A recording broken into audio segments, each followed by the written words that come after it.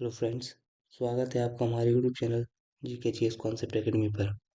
दोस्तों, जैसा कि आप सब जानते हैं MPPSC ने अपना सिलेबस चेंज कर दिया है, जिसके बहुत सारे वीडियोस आपने सुन भी लिए होंगे।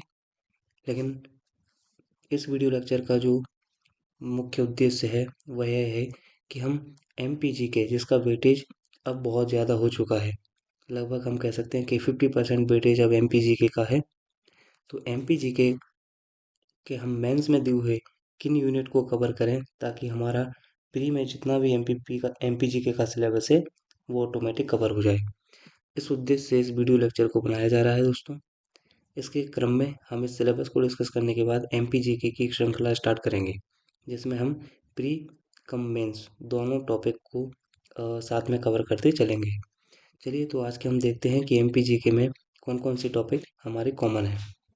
देखिए दोस्तों, अगर हम सबसे पहले बात करते हैं सिलेबस के बारे में। देखिए, यहाँ पर मैंने हैंड रिटन भी सिलेबस लिखा रखा है, जिससे हम कंपेयर करेंगे कि हम मेंस की कौन सी यूनिट पढ़ के प्री की MPGK को फिनिश करते चल रहे हैं। चलिए, तो सबसे पहले हम आयु का सिलेबस देखते हैं। देखिए दोस्तों,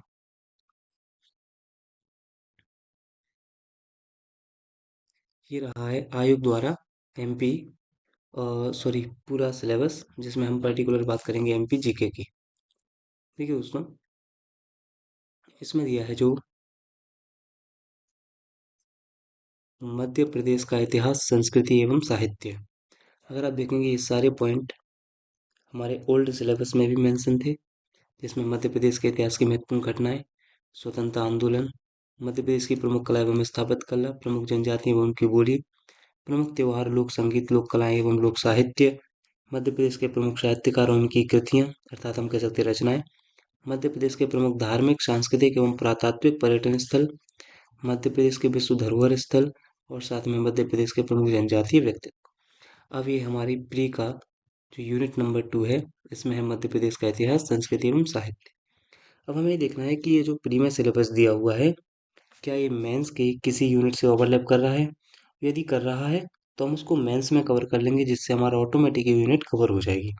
अब देखिए, ऐसे ही अगर हम MP का भूगोल देखेंगे, जो कि चौथी यूनिट प्री में मेंशन है, इसमें क्या क्या है, वन, वनोपज, नदियाँ, पहाड़ियाँ और पठार। फिर मध्य प्रदेश की जलवायु, जिसमें हम ऋतुएं, तापमान और वर्षा की चर्चा करेंगे। मध्य प्रदेश के नेचुरल रिसोर्सेज, प्राकृतिक संसाधन, जिनमें हम मिट्टियाँ, प्रमुख खनिज और संसाधन की बात करेंगे। प्रमुख फसलें, जल संसाधन, सिंचाई और सिंचाई परियोजनाएं। मध्य प्रदेश में ऊर्जा के पारंपरिक और गैर पारंपरिक स्रोत।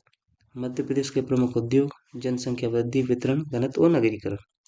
ये यूनिट 4 में दिया है।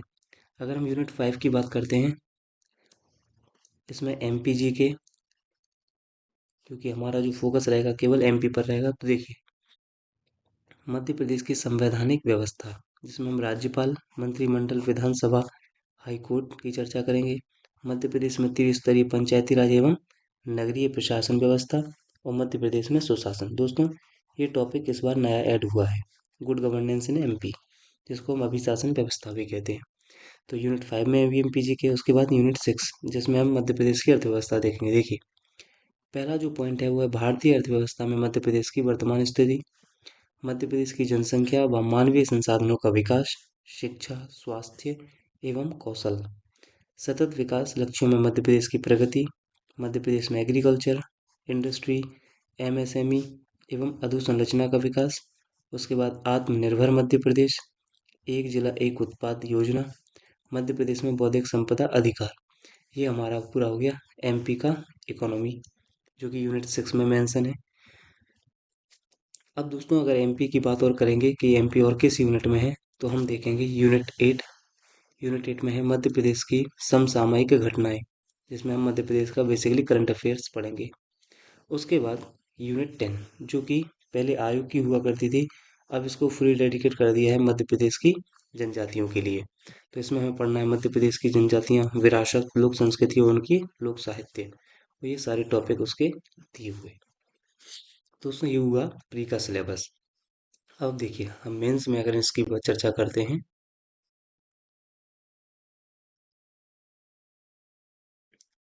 देखिए दोस्तों, ये है राज्य सेवा, मुख्य परीक्षा जो कि 2024 से प्रभावशील होगी। इसमें हम सबसे पहले प्रथम प्रश्न पत्र में पार्ट ए यानी खंड आ की बात कर रहे हैं जिसमें इतिहास मेंशन है। अब देखिए दोस्तों, मैंने कहा ना कि अभी हम पर्टिकुलर सिर्फ एमपी जीके को टारगेट कर रहे हैं, बाकी सिलेबस को हम बाद में डिकोड करेंगे। अब एमपी जीके से रिलेटेड इसमें जो यूनिट दिया है वो कौन सा है? यूनिट 2, इकाई 2 में क्या लिखा है? प्रागैतिहासिक एवं आद्य ऐतिहासिक मध्य प्रदेश। तो हमें इसमें मध्य प्रदेश को प्रागैतिहासिक काल से लेकर आद्य ऐतिहासिक काल तक के बारे में पढ़ना है। फिर हमें मध्य प्रदेश के प्रमुख राजवंश, जिसमें गर्दभिल्ल वंश जो कि नया ऐड हुआ है, नागवंश, औलिकर वंश, परिव्राजक राजवंश, उच्चकल्प वंश, गुर्जर प्रतिहार, कलचुरी, तोमर, परमार, गोंड और कच्छप काट वंश। इसके बाद अगर आप देखेंगे तो इकाई जो 3 है, यूनिट 2 तो पूरा हुआ। यूनिट 3 का जो पॉइंट नंबर है 3, ये हुआ पहला पॉइंट, ये हुआ सेकंड, ये थर्ड। थर्ड में लिखा है मध्य प्रदेश में स्वतंत्रता आंदोलन, तो ये हमारा ऐड हो जाएगा यहाँ से। अब यूनिट 4 में देखिए आप, इसमें लिखा है यूनिट 4 का जो सब टॉपिक है सेकंड, इसमें क्या लिखा है? भारतीय सांस्कृतिक विरासत मध्य प्रदेश के विशेष संदर्भ में, प्राचीन काल से आधुनिक काल तक के विभिन्न कला प्रारूप, साहित्य, पर्व, उत्सव, वास्तुकला के प्रमुख पक्ष। और जो तीसरा पॉइंट दिया है वो लिखा है मध्य प्रदेश में वर्ल्ड हेरिटेज साइट और पर्यटन। इसके बाद अगर पार्ट ए, पेपर 1 का पार्ट ए का जो यूनिट 5 आप देखोगे, इसका पहला पॉइंट और दूसरा पॉइंट क्या कह रहा है? मध्य प्रदेश की प्रमुख रियासतें गोंडवाना, बुंदेली, बघेली, होलकर, सिंधिया एवं भोपाल। साथ में मध्य प्रदेश में जनजातीय नायकों का संघर्ष और उनका इतिहास में योगदान। किस किस का? राजा शंकर शाह, रघुनाथ साह, रानी दुर्गावती, भीमाजी नायक, ख्वाजा नायक, टांट्या भील और गंजन सिंह कुरकू, बादल भोई, पेमा फाल्या।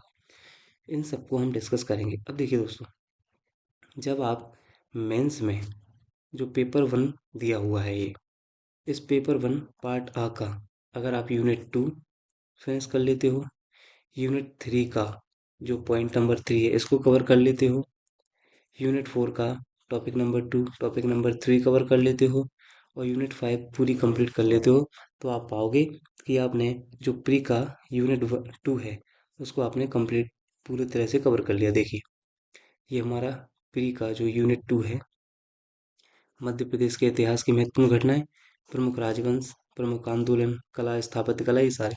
अब देखिए, जो मैंने हैंड रिटन रूप में लिखा है इससे आप समझ पाएंगे। देखिए,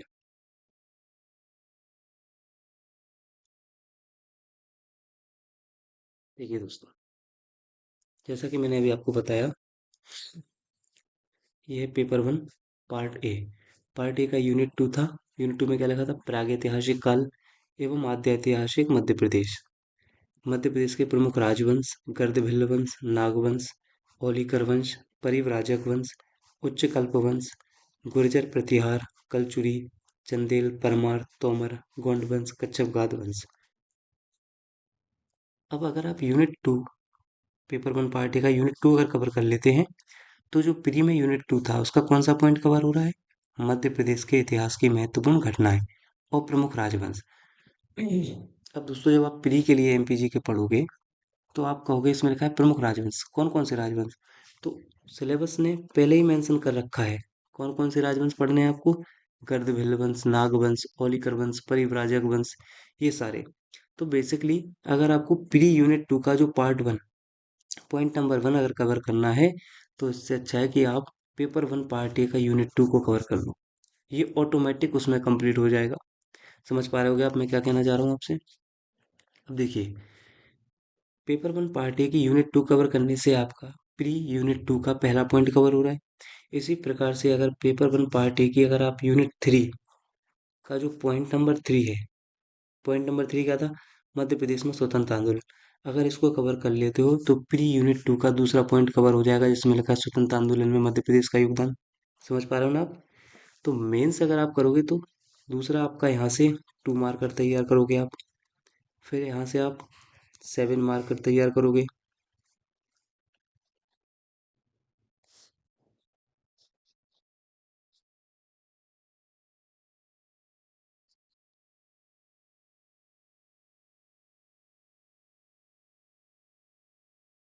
तो मैं ये कह रहा हूँ कि अगर आप मेंस कवर करते चल रहे हो तो आपकी आंसर राइटिंग प्रैक्टिस करो आप। लघु उत्तरीय प्रश्न की प्रैक्टिस करो, अति लघु उत्तरीय और दीर्घ उत्तरीय। और साथ में जब आप मेंस तैयार कर रहे हो तो आपका बहुत बड़ा पोर्शन मेंस का कवर हो जाएगा, और प्री तो आपकी कवर हो ही रही है। जैसे मैंने बताया, अगर आप पेपर वन पार्ट ए का यूनिट टू कवर कर लेते हो मेंस की दृष्टि से, तो प्री का यूनिट टू का मैं ये कह रहा हूँ कि अगर आप मेंस कवर करते चल रहे हो तो आपकी आंसर राइटिंग प्रैक्टिस करो आप, लघु उत्तरीय प्रश्न की प्रैक्टिस करो, अति लघु उत्तरीय और दीर्घ उत्तरीय। और साथ में जब आप मेंस तैयार कर रहे हो तो आपका बहुत बड़ा पोर्शन मेंस का कवर हो जाएगा, और प्री तो आपकी कवर हो ही रही है। जैसे मैंने बताया, अगर आप पेपर वन पार्ट ए का यूनिट टू कवर कर लेते हो मेंस की दृष्टि से, तो प्री का यूनिट टू का पॉइंट वन ऑटोमेटिक कवर हो गया है। इसी तरह से अगर आप पेपर वन पार्ट ए का यूनिट थ्री कवर करते हो, थ्री का पॉइंट नंबर थ्री जिसमें लिखा है मध्य प्रदेश में स्वतंत्रता आंदोलन, अगर आप इसको कवर करते हो तो आप प्री का यूनिट टू का जो सेकंड पॉइंट था, स्वतंत्रता आंदोलन में मध्य प्रदेश का योगदान, ये ऑटोमेटिक कवर हो जाएगा। अब ऐसे ही अगर आप पेपर वन पार्ट ए का यूनिट फोर कवर करते हो, तो आप फोर का जो पॉइंट नंबर थ्री है जिसमें लिखा है भारतीय संस्कृति विरासत मध्य प्रदेश के विशेष संदर्भ में, प्राचीन काल से आधुनिक काल तक के विभिन्न कला रूप, साहित्य, पर्व एवं वास्तुकला के प्रमुख पक्ष, और इसका यूनिट फोर का पॉइंट नंबर फोर आप कवर करते हो, इसमें लिखा है मध्य प्रदेश में विश्व धरोहर स्थल एवं पर्यटन। तो देखिए, ये दोनों पॉइंट कवर करने से प्री का क्या कवर हो रहा है, देखिए तो प्री यूनिट टू का थर्ड पॉइंट जिसमें लिखा है मध्य प्रदेश के प्रमुख कला एवं स्थापत्य कला, क्योंकि देखो यहाँ पे लिखा है कला के प्रारूप, ये कवर हो जाएगा। फिर लिखा है मध्य प्रदेश के प्रमुख त्योहार, यहाँ पे क्या लिखा है पर्व उत्सव, जिसको हम त्योहार ही बोलते हैं, लोक संगीत, लोक कलाएं एवं लोक साहित्य, तो साहित्य ये रहा। ये लिखा है प्राचीन काल से आधुनिक काल तक के कला तक विभिन्न कला प्रारूप, तो ऑटोमेटिक ये वाला पॉइंट कवर हो जाएगा पांचवें नंबर का। ऐसे ही इसमें लिखा है मध्य प्रदेश के प्रमुख साहित्यकार एवं उनकी कृतियाँ, तो साहित्य में साहित्यकार भी आते हैं, यहाँ पे हो जाएगा। फिर लिखा है मध्य प्रदेश के प्रमुख धार्मिक, सांस्कृतिक एवं पुरातात्विक पर्यटन स्थल, ये लिखा है देखिए मध्य प्रदेश में विश्व धरोहर स्थल एवं पर्यटन, तो पर्यटन यहाँ पे छुपा हुआ है। और लास्ट में लिखा है मध्य प्रदेश में विश्व धरोहर स्थल, तो ये लिखा है मध्य प्रदेश में विश्व धरोहर स्थल। तो आप देखेंगे, अगर आप paper one part A unit four का पॉइंट नंबर थ्री और पॉइंट नंबर फोर कवर करते हो, तो प्री यूनिट टू का ये तीसरा, पांचवा, छठवां, सातवां, आठवां पॉइंट ऑटोमेटिक कवर हो रहा है। ठीक है। इसके साथ ही अगर आप पेपर वन पार्ट ए का यूनिट फाइव का जो पहला पॉइंट है जिसमें मध्य प्रदेश की प्रमुख रियासतें हैं, जैसे कि गोंडवाना, बुंदेली, बघेली, होलकर, सिंधिया, भोपाल, वो भी कहाँ तक, स्वतंत्रता प्राप्ति तक। और साथ में इसका जो दूसरा पॉइंट दिया है जिसमें है मध्य प्रदेश के जनजातीय नायकों का संघर्ष एवं इतिहास में उनका योगदान, जैसे कि राजा शंकर शाह, रघुनाथ शाह, रानी दुर्गावती, भीमाजी नायक, ख्वाजा नायक, टांट्या भील, गंजन सिंह कुरकू, बादल भोई, पेमा फाल्या। अगर आप यूनिट फाइव का पॉइंट वन और पॉइंट टू यानी पूरा यूनिट फाइव अगर कवर कर लेते हैं, तो आप मध्य प्रदेश लोक सेवा आयोग का जो प्री का जो सिलेबस है जिसमें यूनिट टू दिया है, यूनिट टू का पॉइंट नंबर नाइन जिसमें लिखा है मध्य प्रदेश के प्रमुख जनजातीय व्यक्तित्व, देखिए यहाँ पे मैं आपको बताता हूँ।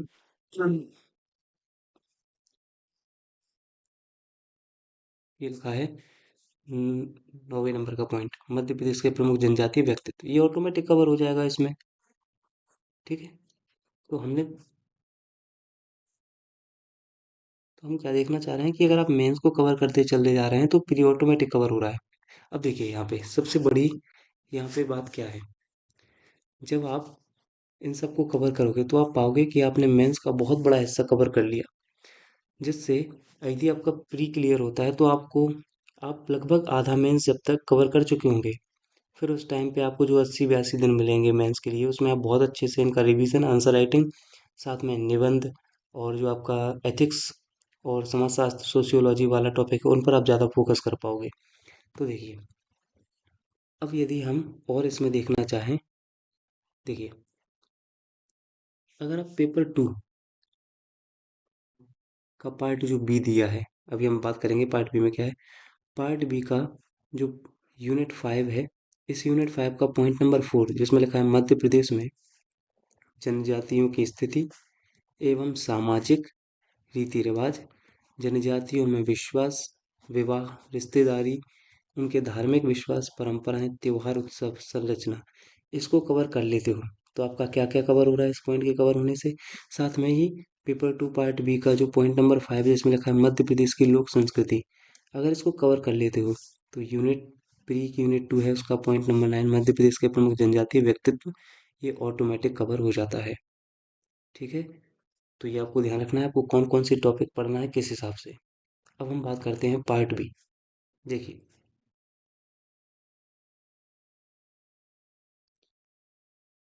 अगर हम पेपर 1 पार्ट बी का यूनिट 5 उठाते हैं, यूनिट 5 में क्या क्या दिया है? यूनिट 5 में बेसिकली बात है मध्य प्रदेश के भूगोल। यदि आप यहाँ पर मध्य प्रदेश के प्रमुख भू आकृतिक भौतिक विभाग जैसे कि मालवा का पठार, मध्य भारत बुंदेलखंड का पठार, विंध्याचल श्रेणी, बघेलखंड, नर्मदा सोन घाटी, सतपुड़ा श्रेणी, इनको कवर कर लेते हैं। साथ में ही मध्य प्रदेश की प्रमुख नदियां एवं सहायक नदियां, जलवायु, मध्य प्रदेश की मिट्टी प्रकार, उसके बाद प्रमुख फसलें, प्राकृतिक वनस्पति, प्रमुख खनिज और ऊर्जा संसाधन, ऊर्जा के गैर एवं परंपरागत स्रोत, प्रमुख उद्योग, लघु एवं कुटीर उद्योग, जनसंख्या वृद्धि, घनत्व, वितरण। अगर आप mains part B paper 1 unit 5 को कवर कर लेते हैं तो आप मध्य प्रदेश जो एमपीपीएससी का प्री का यूनिट 4 है इसको आप ऑटोमेटिक कवर कर ले जाओगे। अब यूनिट 4 प्री में है क्या क्या? वन, वनोपज, नदियाँ, पहाड़ियाँ और पठार। यहाँ पे क्या देखा हमने? पहाड़ियाँ पठार आपके इसमें कवर हो जाएंगे।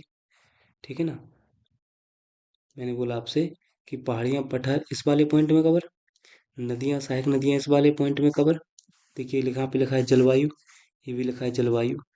यहाँ पे लिखा है प्राकृतिक संसाधन जैसे मिट्टी, प्रमुख खनिज संसाधन, यहाँ पे भी देखो मिट्टियाँ, उनका वितरण, अपरदन, संरक्षण, ये हम पढ़ेंगे तो ऑटोमेटिक यहाँ पे कवर हो जाएगा ये वाला पॉइंट।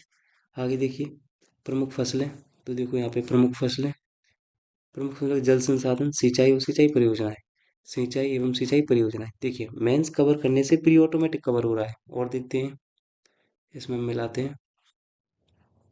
देखिए ऊर्जा के पारंपरिक एवं गैर पारंपरिक स्रोत, ये क्या लिखा है? देखिए यहाँ पे ऊर्जा संसाधन, ऊर्जा के गैर पारंपरिक स्रोत कवर हुआ ना। फिर इसमें लिखा है मध्य प्रदेश के प्रमुख उद्योग, यहाँ पे क्या लिखा है? प्रमुख उद्योग, लघु एवं कुटीर उद्योग। और फिर इसमें लिखा है 7वां पॉइंट जनसंख्या वृद्धि, वितरण एवं घनत्व, और यहाँ पे भी लिखा है जनसंख्या वृद्धि, घनत्व और वितरण, नगरीय नगरीकरण।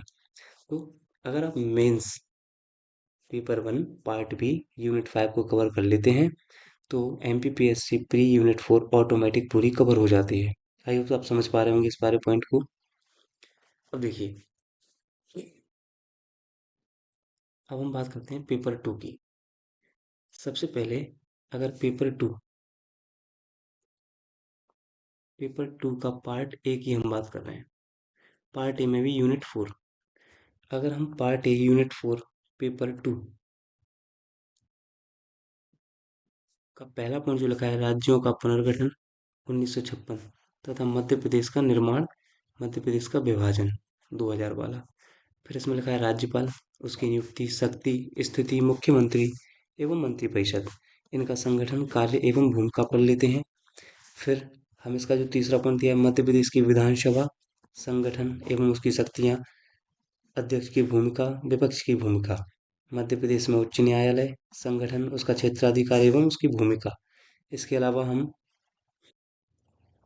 जवाबदेही, अधिकार जैसे प्रतिस्पर्धा आयोग, अनुसूचित जाति आयोग, अनुसूचित जनजाति आयोग, अन्य पिछड़ा वर्ग आयोग, सेंट्रल विजिलेंस कमीशन यानी सतर्कता आयोग, ह्यूमन राइट कमीशन, सूचना आयोग, उपभोक्ता फोरम, बाल संरक्षण आयोग और महिला आयोग।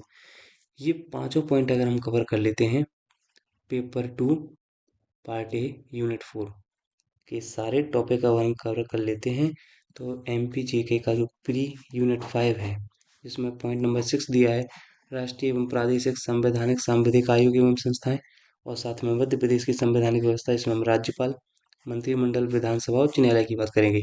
और यहाँ पे देख लिए राज्यपाल, ये आपका विधानसभा हो गया और ये हाई कोर्ट हो गया, और साथ में ये आयोग हो गए। तो अब देखिए प्री में जो यूनिट 5 में पॉइंट नंबर 6 में जो आयोग डाले हैं जो कि पहले हमारे यूनिट 10 में हुआ करते थे, तो जब भी आप इस यूनिट 6 को पढ़ रहे होंगे ना, सॉरी यूनिट 5 का जो 6 पॉइंट पढ़ रहे होंगे, आप समझ लेना कि इसमें जो आपको आयोग पढ़ना है, पहले आप फोकस करोगे इन आयोग पर, प्रतिस्पर्धा, अनुसूचित जाति जनजाति, ओबीसी, सीबीसी, एचआरसी, सूचना आयोग, उपभोक्ता फोरम, बाल संरक्षण आयोग, महिला आयोग, इनको कवर करेंगे क्योंकि वो क्वेश्चन डालेगा ना प्री में तो मेंस के बिहाफ पे ही डालेगा। तो यहाँ पे आपका प्री का यूनिट 5 का पॉइंट 6 और 7 भी कंप्लीट हुआ। किसको करने से? MPPSC paper 2 mains part A unit 4 को कवर करने से। ठीक है, आइए आगे देखते हैं। अब यदि आप पेपर 2 ए पार्ट ए का अगर आप यूनिट 5 को कवर करते हो, यूनिट 5, तो आपका क्या क्या कवर होगा प्री का वो देखते हैं। यूनिट 5 में दिया है मध्य प्रदेश का प्रशासन, जिसमें हम मध्य प्रदेश का सचिवालय, मुख्य सचिव, आयुक्त, मध्य प्रदेश में जिला प्रशासन और जिलाधीश की भूमिका।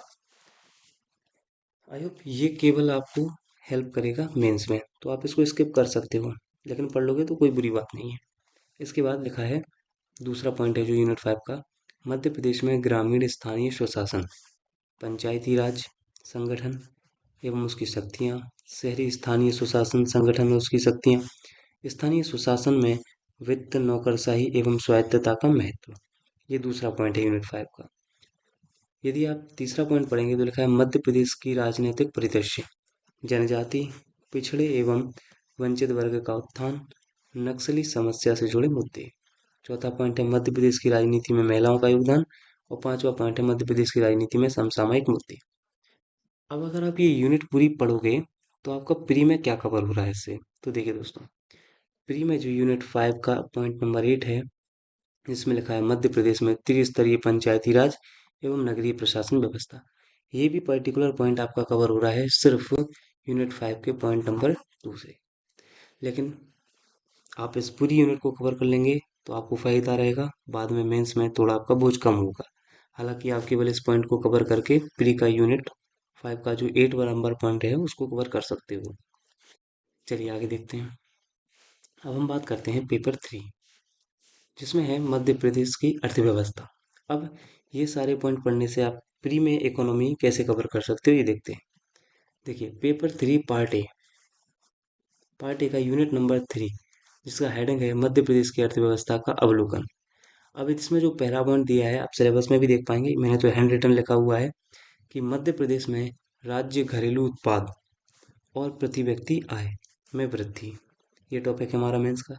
साथ में लिखा है आत्मनिर्भर मध्य प्रदेश, ANMP, आत्मनिर्भर मध्य प्रदेश, एक जिला एक उत्पाद कार्यक्रम।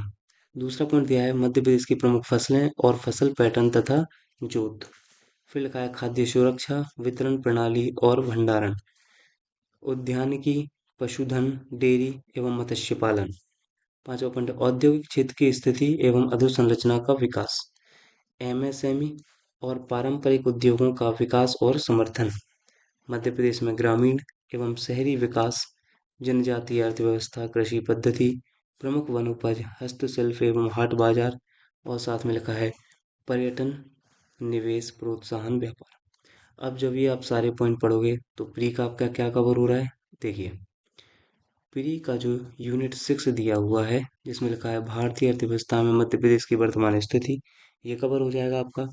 मध्य प्रदेश में कृषि, उद्योग, MSME एवं अधोसंरचना का विकास, ये कंप्लीट हो जाएगा। और साथ में आत्मनिर्भर मध्य प्रदेश और ODOP, जिसको हम बोलते हैं एक जिला एक उत्पाद, ये पॉइंट आपके कवर हो जाते हैं यूनिट 3 को कवर करने से। तो आपका पेपर 3 का पार्ट ए भी कवर हो जाएगा, साथ में प्री की यूनिट 6 भी तैयार हो जाएगी।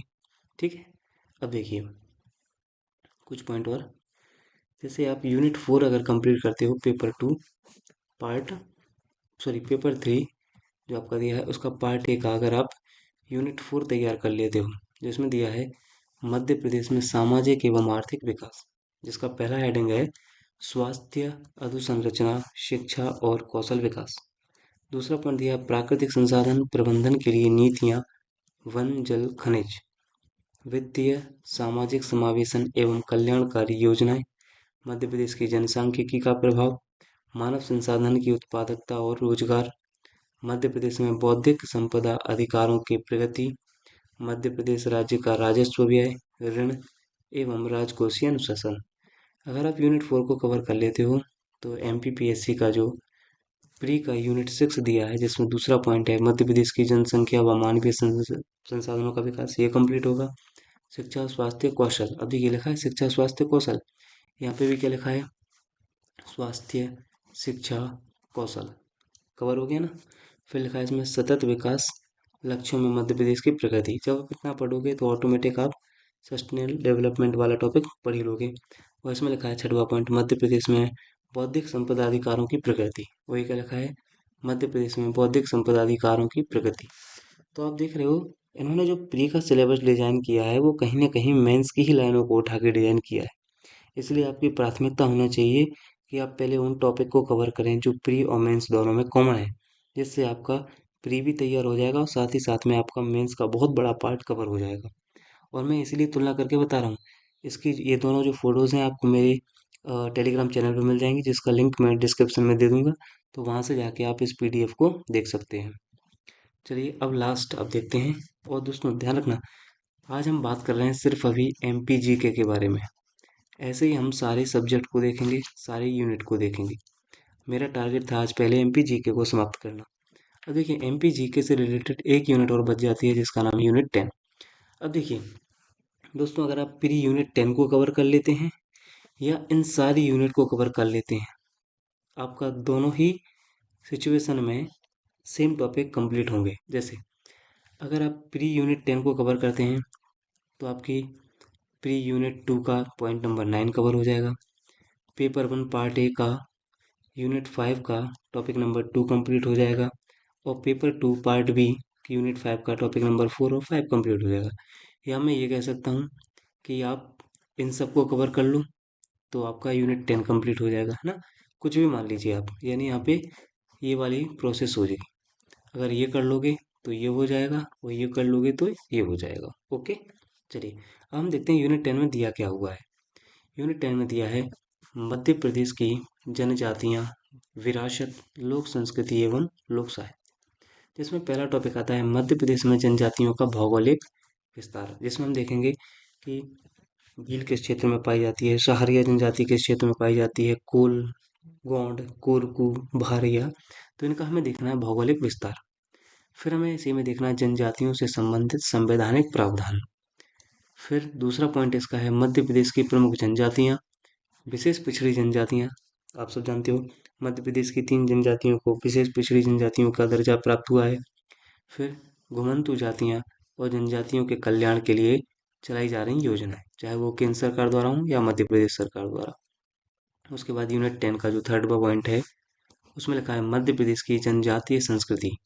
इसमें हम देखेंगे उनकी परंपराएं क्या हैं, उनकी कलाएं कौन कौन सी हैं, कौन कौन से त्योहार मनाते हैं, उत्सव मनाते हैं, उनकी भाषा क्या है, उनके साहित्य क्या है। फिर फोर्थ पॉइंट है मध्य प्रदेश की जनजातियों का भारत के स्वतंत्रता आंदोलन में योगदान। याद करो, ये हमने पेपर 1 पार्ट ए में भी देखा है, साथ में ये हमारे प्री के सिलेबस में भी है। तो हम कह सकते हैं ना यूनिट 10 को, अब देखो सिलेबस बदलने से बहुत चीज़ें अपने फ़ायदे की हुई हैं अगर आप इसको सही से एनालिसिस करोगे। इसीलिए मैंने सिलेबस को हाथ पेन कॉपी से लिखा है। क्यों? ताकि सिलेबस का एक एक पॉइंट से मैं रिलेशन बिठा पाऊँ कि कहाँ ये टॉपिक मेंस में हेल्प कर रहा है, कहाँ ये टॉपिक प्री में हेल्प कर रहा है। इसलिए मैं आप लोगों से भी कहूँगा, या तो आप सिलेबस को बार बार पढ़ें या एक बार पूरे सिलेबस को अपने हाथों से लिखें, ताकि आप सिलेबस पर थोड़ी अपनी पकड़ बना पाओ। देखिए इसमें लिखा है स्वतंत्र आंदोलन में योगदान। अब किन किन लोगों का है तो ध्यान रखना, हमने पढ़ा है शंकर शाह, रानी दुर्गावती, इन सबको पढ़ोगे क्योंकि कहीं ना कहीं इनका योगदान स्वतंत्रता में बहुत ज़्यादा है। तो अब हमें और सब कचड़ा पढ़ने से जरूरी अच्छा होगा कि हम पहले मेंस में जो दिए हैं जनजातीय व्यक्ति, तो उनको हम कंप्लीट करें और उनका स्वतंत्रता आंदोलन में क्या योगदान है इसको हम कवर कर लें। तो हमारा प्री तो होगा ही होगा, साथ में मेंस भी तैयार हो रहा है। दोस्तों ध्यान रखना है, अभी आपको कॉमन सब्जेक्ट ही लेके चलना है जो प्री और मेंस दोनों में ओवरलैप कर रहे हैं। और आखिरी का 1 महीना आप फुली डेडिकेट हो जाना प्री के लिए, इसमें आप एमसीक्यू लगाएंगे, टेस्ट सीरीज लगाएंगे, है ना। चलिए आगे बात करते हैं। फिर लिखा है स्वतंत्रता आंदोलन में योगदान एवं राज्य के प्रमुख जनजातीय व्यक्तित्व। अब उसमें भी लिखा था लास्ट में क्या था, मध्य प्रदेश के प्रमुख जनजातीय व्यक्तित्व प्री का सिलेबस था ना, यहाँ पे मेंशन किया है। फिर लिखा है मध्य प्रदेश में जनजातियों से संबंधित प्रमुख संस्थान, उनके संग्रहालय और कौन कौन से प्रकाशन होते हैं। साथ में लास्ट का पॉइंट लिखा है मध्य प्रदेश की लोक संस्कृति एवं लोक साहित्य। अब देखिए ये वाला पॉइंट आप देखना, लोक संस्कृति एवं लोक साहित्य यहाँ पे आ गया, और यही लोक संस्कृति और लोक साहित्य कहाँ आया था, देखिए यहाँ पे। ये लिखा है पेपर 2 पार्ट बी यूनिट 5 का 5वां पॉइंट, मध्य प्रदेश की लोक संस्कृति। ठीक है, इसको और कहाँ देख सकते हो आप?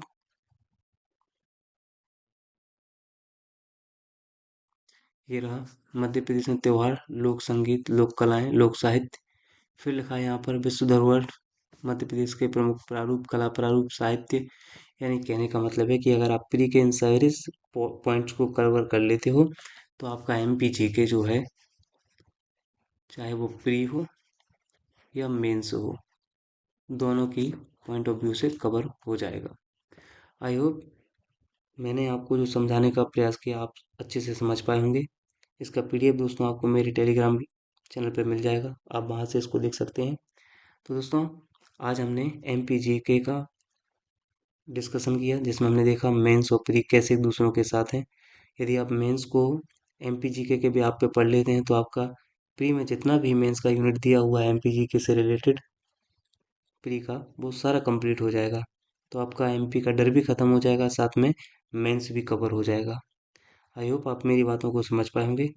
अगर आप वीडियो को पसंद आया हो आपको तो वीडियो को लाइक करें, कमेंट करें, ज़्यादा से ज़्यादा इस वीडियो को अपने दोस्तों के साथ शेयर करें।